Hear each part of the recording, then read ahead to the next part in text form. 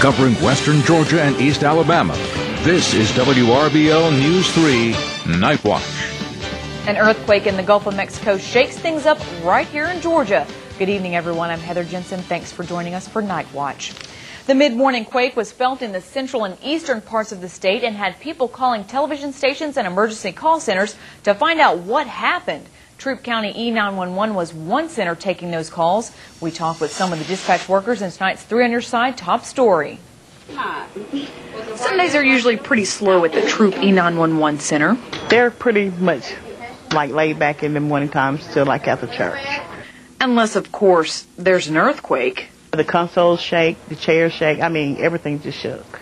A 6.0 quake in the Gulf of Mexico sent shockwaves through many parts of the southeast. Sure can now one.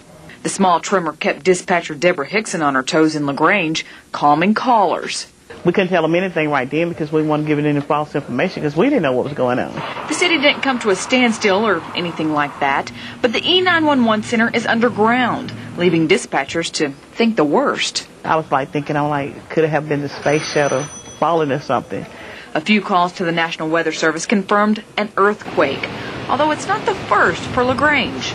I guess it's been about 2-3 years ago. We felt the same thing. It's the most excitement this dispatch center will probably see in another month of Sundays. But on this particular Sunday in Lagrange, there was a whole lot of shaking going on.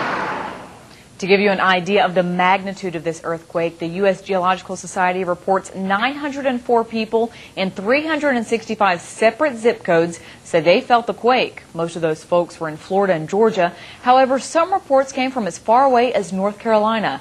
There were no reports of damage. Well, one man who knows a little bit about earthquakes and a lot about our current weather conditions is meteorologist Mark Torillo. He's in the First Alert Weather Center with our first forecast.